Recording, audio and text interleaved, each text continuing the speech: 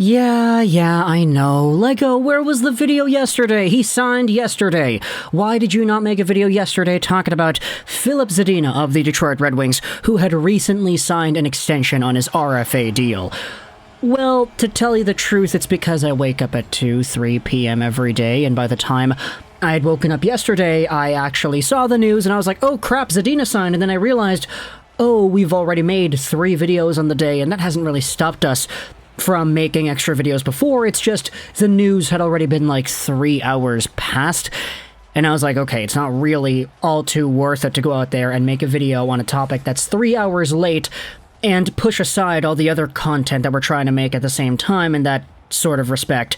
And so I was like, yeah, I was planning to make a video about Zadina anyway throughout this offseason, not because of any contract signings, I know that was going to happen, but just because of what he has been so far and what we can expect out of Zadina going forward. This contract signing from yesterday, though, actually gives us a great opportunity to introduce that topic into the forefront because everybody's kind of talking about Zadina right now. But the thing that I wanted to go over first and foremost when it comes to Zadina and the profile that he has is that this new contract that he was just signed to by Steve Yzerman is an absolute game changer. It is a win of a contract, not only for the Red Wings, but for Zadina himself. So without further ado, let's go over the profile, let's talk about what he has done so far, and then go over the contract extension and why this was such a fabulous move, in my opinion. Filip Zadina is 22 years old. He's a left-handed winger, 6 feet, 196, who had really been a lot bigger of a name once he was drafted in the 2018 draft, 6th overall. He was supposed to go 3rd in the eyes of most people. He slipped all the way to 6th. He was taken by Detroit, and a lot of people went out there and said that Zadina had the potential to being a 35, 40 goal winger in the NHL who could put up 80, maybe 90 points on a season because he was so gosh darn good at sniping the puck, scoring goals, creating plays in the QMJHL. Now, the years have gone on since then, and unfortunately, Zadina is not a 40-goal guy. This recent season with the Red Wings, he had 24 points in 74 games. Definitely not bad, but at the same time, not in the same territory of greatness that people thought he would be able to achieve at this point in his career 4 years ago in 2018. He has had a few ups and downs, a few seasons here and there where there was a lot of development focused in other areas of his game, not just on the offense, but on the defensive side of the game as well. How he plays off the puck, how he plays on the boards, etc., etc. It's all been slightly improved over the years for Filip Zadina. But when it comes to the offense that a lot of people touted him as a top-tier prospect back in 2018 because of, that really has not translated to the NHL in ways that we would have wanted to. For the most part, Zadina is a lot more of a perimeter winger now. He does a lot of the damage he does on the outside. He doesn't really cut into the middle of the ice as he probably should have and as he did in the past. And as a result, you see a lot of Zadina shot opportunities where he's just right over the face-off dot. He's not really getting in tight anymore.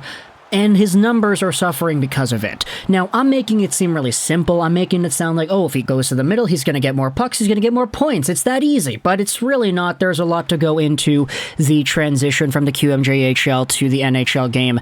And unfortunately for Zadina, perimeter players don't really excel unless your name is Alex Ovechkin, James Neal, Mike Hoffman, or I guess you could say Phil Kessel as well. There are a lot of perimeter wingers who have done extraordinary things in the NHL in the past few years, but Zadina just isn't really cut from that same mold. He can't really do the things that they're able to do just yet.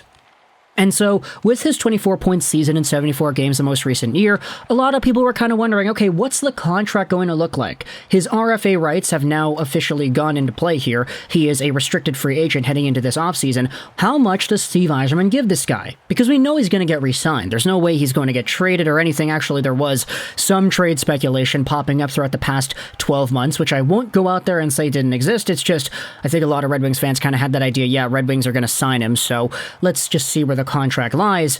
And the contract ended up looking like this. It's 3 years long. It goes on till the end of 2024-2025. And Zadina's going to be making $1.825 million a season. That's it. And I really like this move for a couple of reasons. Firstly, because when you take a look at what Zadina already is, scratch out what he could be. Scratch out the 40 goals, scratch out the 90 points, whatever. Take a look at what he already is. He is a capable, middle six caliber forward that's playing pretty well off the puck and who produces a point every 3 games. That in and of itself is not bad for $1.85 million a season. So at a baseline level, the Red Wings already have themselves a contract that is good enough for the player behind it. And then you think about the future, and you think about how Zadina has actually been growing and improving year over year since making his debut with Detroit a few years ago. He has been getting better, and sure, while he hasn't immediately exploded into a superstar top six forward like guys like Andrei Svechnikov have, who was also taken in that draft, you had Rasmus Dahlin, who was the first overall pick in that draft, who is now a top defenseman. Even though Zadina has not taken off like those players have, if he goes out there and does just that between now and 2-3 years down the line, all of a sudden you have yourselves a steal of a player at $1.85 million a season, or 1.825, something like that. And so if you really believe in the potential of Zadina and you think that he's going to get better year over year, he's already a pretty good player at 1.825 right now. What more next season when he's going out there maybe scoring 35 to 40 points on a season? Maybe in 2 years he actually improves to being a 50-point winger. Maybe he gets a solidified top six spot and he becomes a lot more of a sniper that doesn't just shoot from the perimeter. Maybe he gets 20 goals in 2025 and he is a 50-60 point player.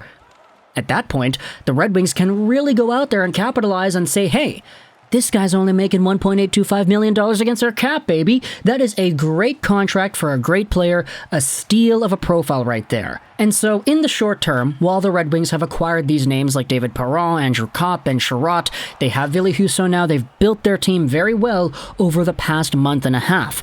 Even though you have yourselves a short-term win with this Zadina contract, what this contract also does is it gives Zadina an out. Firstly, because he's locked in for 3 years. Like, he's got a 3-year-long prove-it sort of extension here that Steve Yzerman is giving him. It's an opportunity for Zadina to go out there till he's 25 years old and showcase to the Red Wings and their fans and their staff that he is as good as he was supposed to be back when he was drafted in 2018. But in the off chance that it does not work, in the off chance that Zadina stays as a 25-point player, that does not improve his point production, he's okay defensively, but he doesn't get any better at producing points.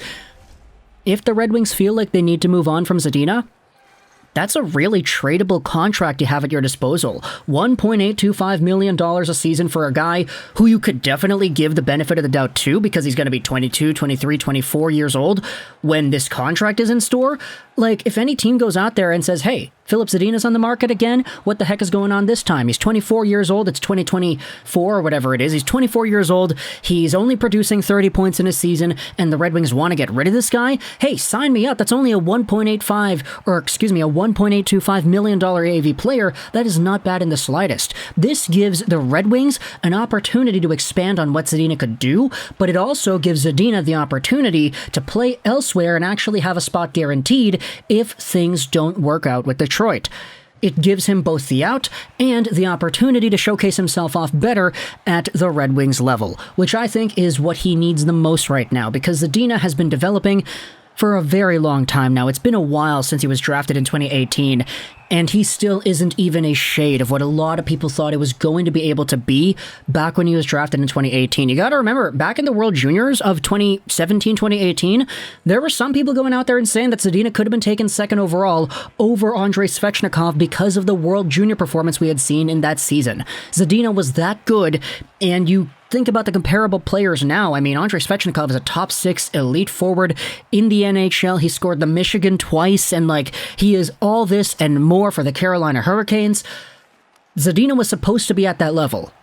It's just 4 years down the line, he isn't really anywhere close to that. He's really developed the defensive side of his game, which isn't bad. It's just definitely not what a lot of Red Wings fans would have wanted to see back when he was drafted.